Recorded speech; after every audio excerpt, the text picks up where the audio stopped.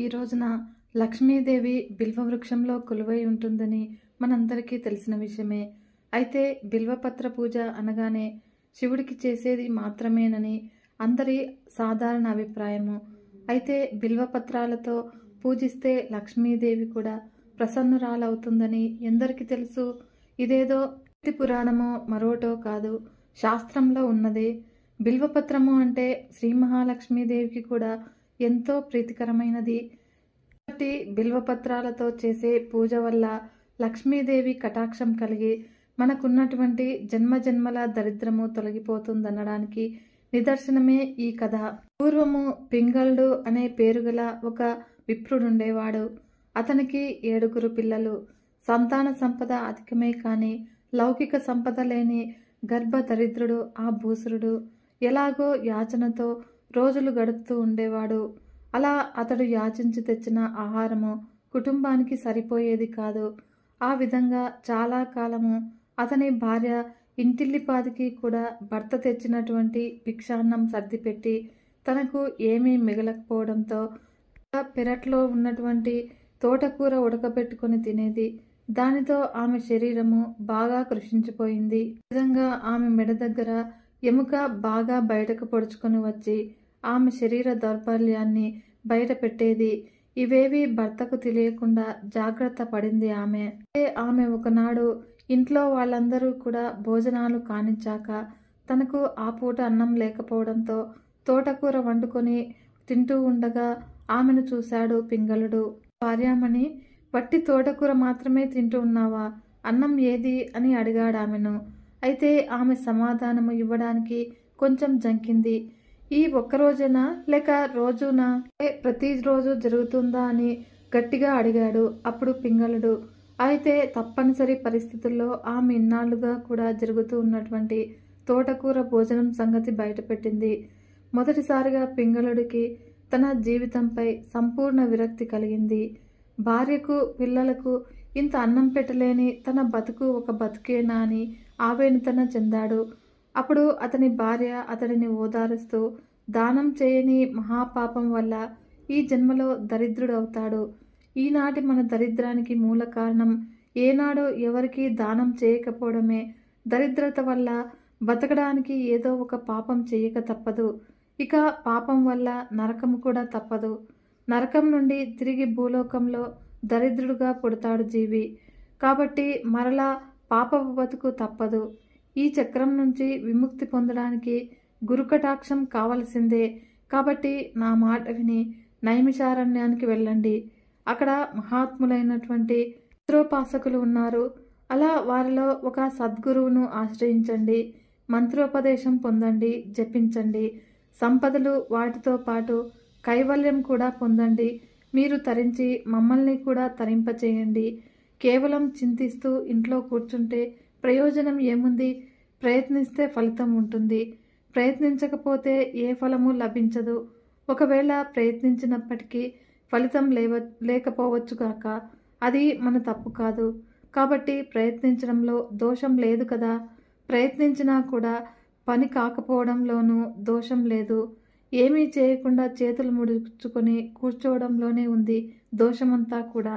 కాబట్టి ఇప్పుడే బయలుదేరండి అని హితబోధ చేసింది. భార్య ఈ విధంగా ధైర్యం చెప్పడంతోనే పింగళుడికి దుఃఖం తొలగింది. ఆ క్షణమే కుటుంబం దగ్గర సెలవు తీసుకుని నైమిషారణ్యానికి బయలుదేరాడు. అయితే అతని భాగ్యం వల్ల వేదవ్యాస మహర్షి దర్శనం ఇచ్చాడు. పింగళుడు ఆ మహర్షికి సాష్టాంగ నమస్కారం చేశాడు.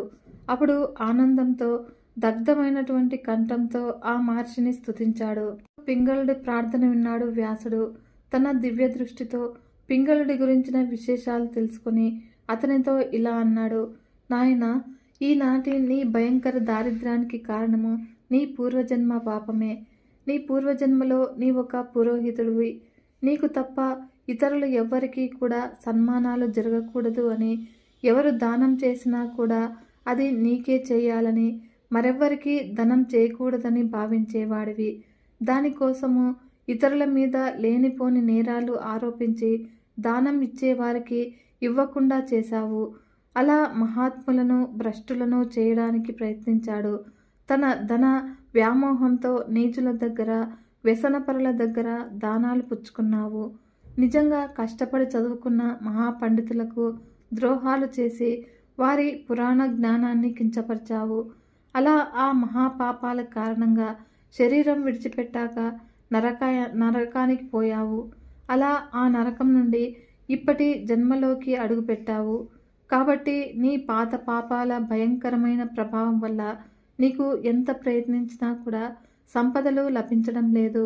నీ కుటుంబంలోని వారంతా కూడా వారి వారి పూర్వజన్మ పాపాల వల్లనే నీ ఇంట్లో చేరారు.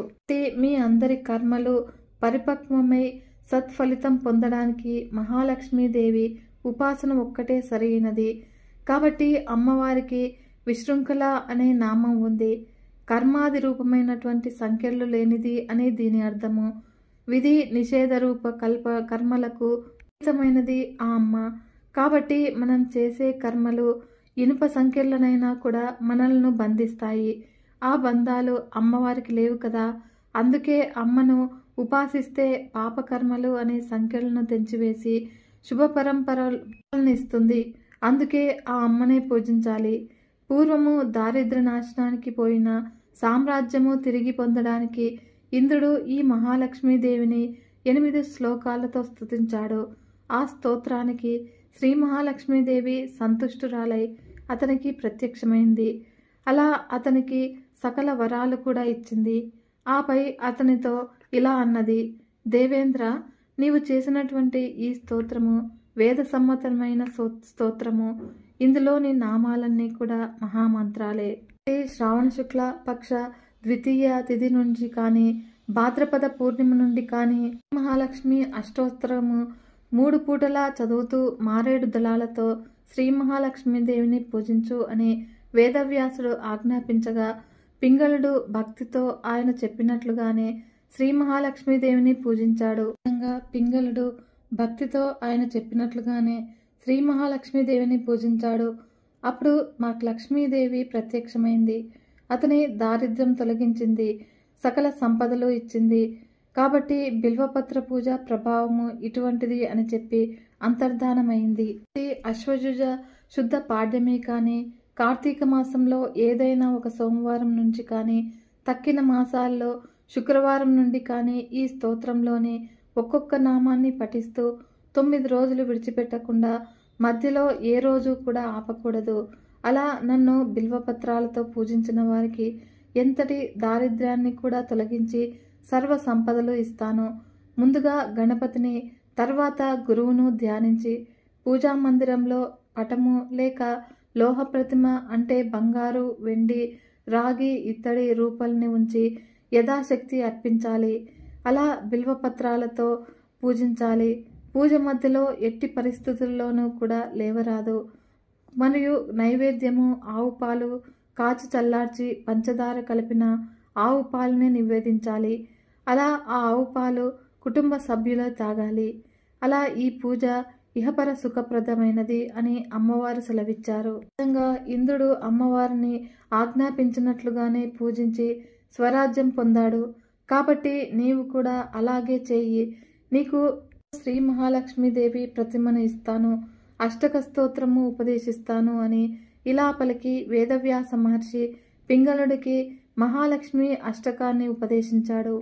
ఈ స్తోత్రము 3 పూటలా చదువుతూ మారేడు దళాలతో శ్రీ మహాలక్ష్మీదేవిని ఎవరైతే పూజిస్తారో ఈ లక్ష్మీదేవి కటాక్షం తప్పక లభిస్తుంది అని వేదవ్యాసుడు ఆజ్ఞాపించగా పింగళుడు భక్తితో ఆయన చెప్పినట్లుగానే శ్రీ మహాలక్ష్మీదేవిని పూజించాడు. అప్పుడు లక్ష్మీదేవి ప్రత్యక్షమైంది. అతని దారిద్ర్యం తొలగించింది, సకల సంపదలు ఇచ్చింది. కాబట్టి బిల్వపత్ర పూజా ప్రభావము ఇటువంటిది అని చెప్పి అంతర్ధానమైంది లక్ష్మీదేవి. పల్లెటూర్లలో అందులోనూ శివాలయాల్లో బిల్వ వృక్షాలు ఉండటం సర్వసాధారణము. పట్టణాలలో బిల్వ వృక్షాలు ఉండటము అనేది చాలా అరుదుగా ఉంటుంది. ఒకవేళ ఉన్నా కూడా అవి ఎక్కువ సంఖ్యలో లభ్యం కాకపోవడం మాత్రము అత్యంత అరుదైనని చెప్పాల్సి ఉంటుంది. కాబట్టి ఈ వ్యాసం చదివిన వారంతా కూడా బిల్వపత్రాలతో పూజించి అమ్మవారి అనుగ్రహానికి పాత్రలు కావాలని కోరుకోవడం సహజమే. అలాంటి వారు మారేడు దొరకకపోతే మాత్రము చాలా ఇబ్బంది పడుతూ ఉంటారు. అటువంటప్పుడు ఏం చెయ్యాలో కూడా వేదవ్యాసుల వారు చెప్పారు. వెండి లేక బంగారంతో 108 బిల్వపత్రాలు తయారు చేయించుకొని వాటితో కూడా పూజించవచ్చును. దేవతలు రాక్షసులు అమృతం కోరి క్షీరసాగరాన్ని మదిస్తే అందులో నుంచి క్షీరసాగర కన్యగా ఆవిర్భవించింది శ్రీ మహాలక్ష్మీదేవి. ఈమె అనంత రూపిణి అయినప్పటికీ అష్టలక్ష్మి స్వరూపిణి అయి ప్రధానంగా 8 రూపాలలో మనల్ని అనుగ్రహిస్తుంది. అవి ధనాన్ని ప్రసాదించే ధనలక్ష్మి, విద్యలను ప్రసాదించే విద్యాలక్ష్మి, ధాన్యాలను అందించే ధాన్యలక్ష్మి మరియు మానసిక స్థైర్యాన్ని అనుగ్రహించే ధైర్యలక్ష్మి, విజయాలనిచ్చే విజయలక్ష్మి, సంతాన సౌభాగ్యాన్ని కలిగించే సంతానలక్ష్మి, పరాక్రమాన్ని ప్రసాదించే వీరలక్ష్మి మరియు వైభవాలను అందించే గజలక్ష్మి, ఇలా 8 రూపాల్లో ఆవిర్భవించి మానవుని మనుగడకు కావలసిన ముఖ్యమైన సంపదలను అనుగ్రహిస్తుంది. చక్కటి అలంకరణలతో అలరారే సర్వవ్యాపిని శ్రీ మహాలక్ష్మీదేవి అమ్మవారి దివ్యమంగళ విగ్రహంలోని అంతరార్థాన్ని మనం గ్రహించవలసి ఉంటుంది. కాబట్టి జ్ఞానరూపిణి అయినటువంటి అమ్మవారు సంపూర్ణంగా వికసించిన పద్మంలో కూర్చుని ఉంటుంది. ఇది సత్వగుణానికి పరిపూర్ణమైనటువంటి జ్ఞానరూపానికి ప్రతీక. బురదలో ఉన్నప్పటికీ కూడా దాన్ని ఏమాత్రం అంటనివ్వని పద్మము స్వచ్ఛతకు ప్రతిరూపమే లక్ష్మీదేవి కరుణ నిర్మల జలం లాంటిది. అందుకే పద్మం చుట్టూ కూడా నిర్మలమైన జలం ఉంటుంది. కాబట్టి ఈ నీరే సకల ప్రాణులకు జీవనాధారము.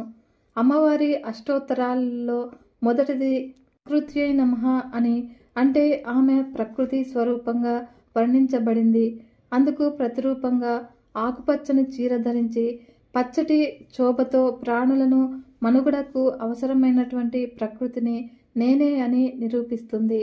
మరియు చతుర్విధ పురుషార్థాలుగా చెప్పబడే ధర్మ, అర్థ, కామ మోక్షాలను తన 4 చేతులలో దర్శింపజేస్తుంది లక్ష్మీదేవి. కాబట్టి మానవ జీవితము సద్గుణాలతో పరిపూర్ణతను చెందాలనే దానికి సూచికగా అమ్మవారి పూర్ణ కలశాన్ని ధరిస్తుంది. ఐశ్వర్యానికి ప్రతీకగా బంగారు కాసులను కురిపిస్తుంది.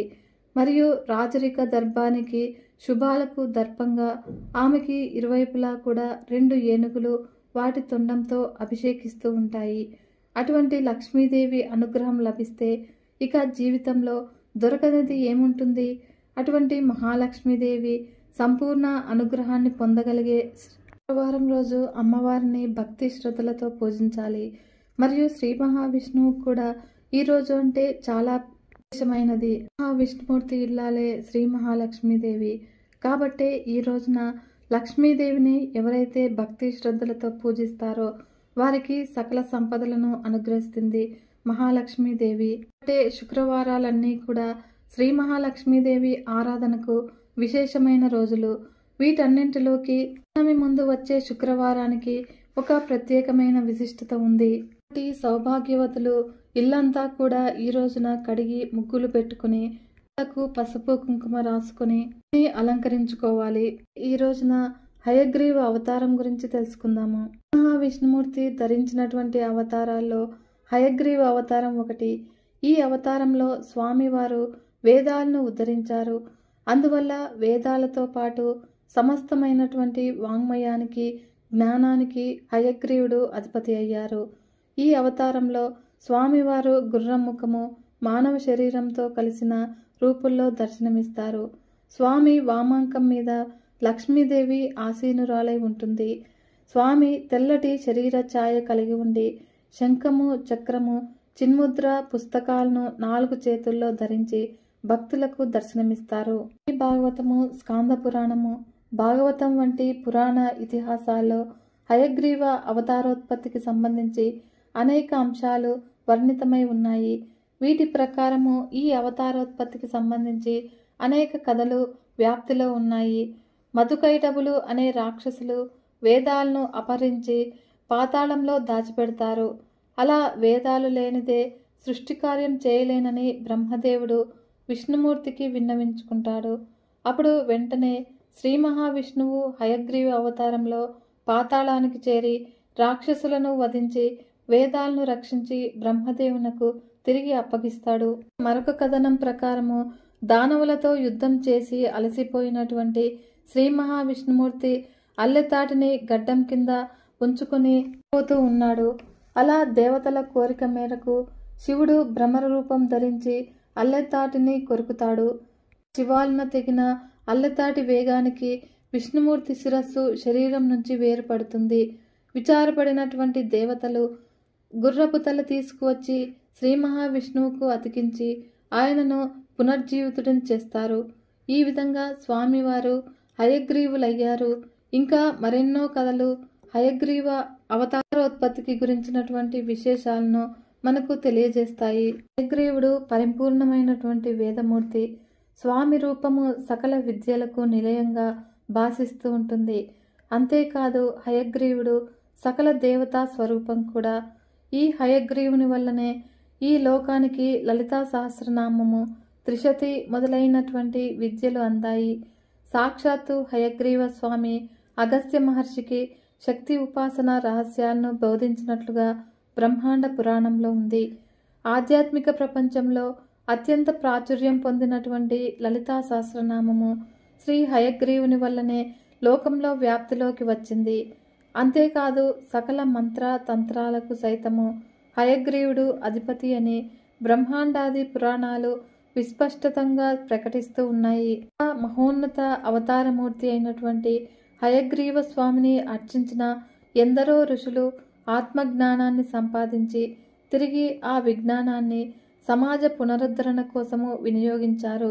సాక్షాత్తు పరమేశ్వర స్వరూపమైనటువంటి ఆదిశంకర్లు, విశిష్టాద్వైత మత సిద్ధాంతకర్త రామానుజాచార్యులు హయగ్రీవ ఉపాసన చేసి సర్వోన్నత జ్ఞానాన్ని సంపాదించారు.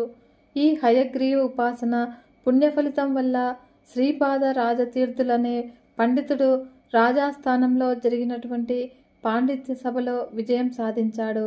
కనుక మంత్ర ప్రభావం వల్ల శ్రీపాదునకు కలిగినటువంటి వాగ్బంధనం కూడా హయగ్రీవోపాసన వల్ల తొలగిపోయింది.